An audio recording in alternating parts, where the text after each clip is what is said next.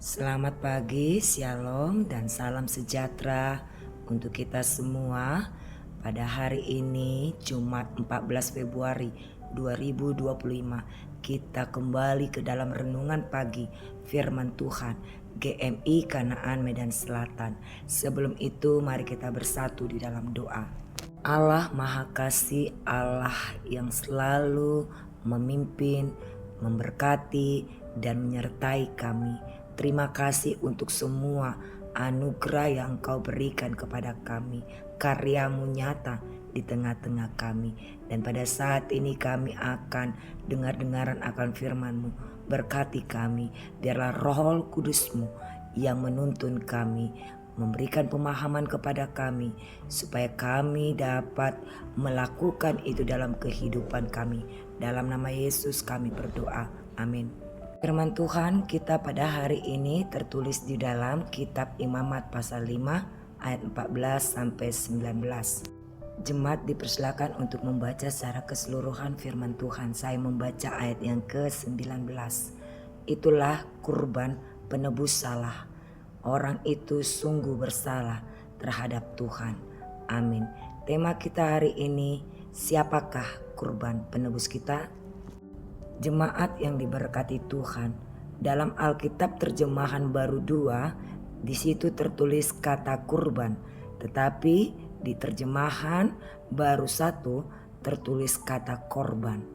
Apa bedanya kurban dengan korban? Kurban dan korban memiliki makna yang jauh berbeda, meski kedengarannya sama saat diucapkan atau terlihat mirip saat dituliskan.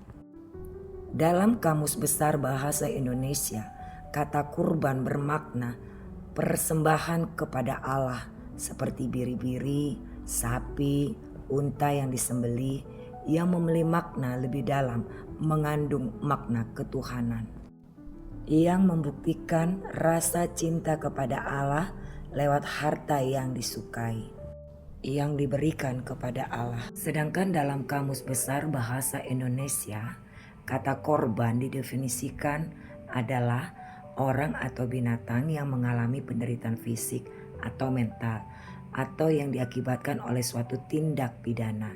Orang atau binatang yang meninggal dunia atau yang mati atau hilang akibat kecelakaan, bencana atau kondisi membahayakan akibat suatu kejadian.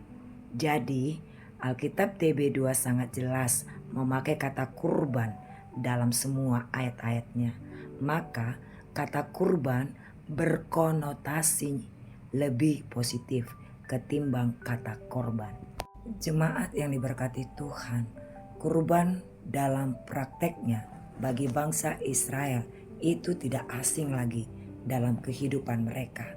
Sejak nenek moyang mereka pun sudah memberikan kurban, contohnya Nuh, Abraham, dan lain-lain. Sampai kepada masa perjalanan mereka menuju negeri Kanaan, mereka tetap melaksanakan pemberian kurban-kurban kepada Allah, yang mana Allah itu sendiri memerintahkan kepada Musa supaya bangsa Israel melaksanakannya, seperti melakukan kurban bakaran, kurban sajian, kurban keselamatan, kurban penghapusan dosa, dan kurban penebus salah. Dalam semua kurban yang dilakukan itu mempunyai arti yang berbeda-beda. Salah satunya yaitu kurban penebus salah. Kurban penebus salah dituntut apabila seorang secara sengaja atau tidak sengaja melalaikan hak milik orang lain. Kurban ini juga diperlukan ketika salah satu perintah Tuhan dilanggar dengan tidak sengaja. Kurban harus dipersembahkan bersama dengan membayar gantinya sepenuhnya, ditambah denda 1/5. Secara khusus dalam sesuatu hal yang kudus dipersembahkan kepada Tuhan. Kurban penebus salah harus dilakukan untuk menghormati kekudusan Allah dengan cara memberikan seekor domba jantan yang tidak bercela dari kambing domba yang sudah dinilai sebagai kurban penebus salah. Jemaat yang diberkati Tuhan, kekudusan Allah merupakan hal yang serius. Setiap pelanggaran terhadapnya menuntut tanggung jawab. Perhatikan bahwa tuntutan Allah bersifat ganda. Pertama, permasalahan orang tersebut dengan Allah harus diselesaikan. Kedua, permasalahan dengan sesama juga harus beres. Orang yang menipu sesamanya wajib mengganti sepenuhnya ditambah denda 1/5. Jadi kekudusan Allah menuntut kita membayar kesalahan baik kepada Allah dan sesama yang menjadi perlindungan bagi kita, yaitu 1. Sebagai orang Kristen, apakah kita sudah hidup selayaknya orang kudus? Apakah kita secara dewasa mau bertanggung jawab atas kesalahan kita, baik terhadap Allah dan juga kepada sesama? Jawablah secara pribadi dalam hati kita di hadapan Allah. 2. Bagaimana menurut kita kalau setiap dosa yang kita buat, haruskah kita memberikan kurban penebus salah kepada Allah? Sudah berapa banyak kurban penebus salah yang akan kita berikan kepada Allah karena dosa-dosa kita? Apakah kita sanggup secara finansial untuk itu semua? Belum lagi kurban-kurban yang lain. Tidak perlu lagi kurban-kurban itu, karena Allah telah mengutus anaknya untuk menjadi kurban penebus kita dari segala dosa-dosa kita. Siapakah kurban penebus kita? Kita percaya kepada Allah di dalam Yesus Kristus sebagai kurban penebus kita yang sudah mati di kayu salib sekali dan untuk selama-lamanya menebus dosa manusia.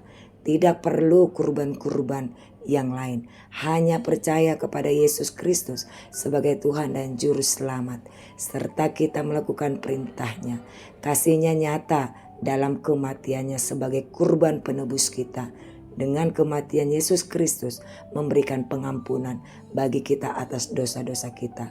Pengampunan sebagai anugerah yang luar biasa yang tidak dapat menandinginya. Bahkan kurban-kurban manapun tidak dapat menandinginya. Yesus Kristus sebagai kurban penebus kita. Dia telah menebus kita. Hiduplah di dalam kasih-Nya dan ikutilah teladannya. Jadilah pengikut Tuhan yang setia. Tuhan Yesus memberkati kita semua. Amin. Mari kita bersatu di dalam doa. Terima kasih ya Tuhan untuk firman Tuhan yang boleh kami renungkan. Biarlah dalam kehidupan kami mencerminkan kekudusan-Mu di setiap kehidupan kami. Ya Tuhan Yesus, Engkau sebagai kurban penebus kami yang memberikan diri-Mu untuk mati bagi kami. Terima kasih untuk semua karya kasih Tuhan itu. Tuhan berkatilah kami dalam satu hari ini, dalam segala kegiatan kami, apapun pekerjaan kami Tuhan Engkau berkati, berikan kami kesehatan dan kekuatan untuk menjalani kehidupan kami satu hari ini. Sertai kami ya Tuhan Yesus. Berkati juga anak-anak kami, biarlah dalam segala kehidupan mereka Tuhan beserta, pakai anak-anak kami menjadi alat Tuhan. Penuhi segala kebutuhan mereka Bapa. Mari Tuhan Engkau lah yang selalu bersama dengan mereka, menuntun mereka meraih cita-cita mereka ke depan. Jagai dan mari Tuhan Engkau ikut campur tangan Tuhan atas kehidupan mereka.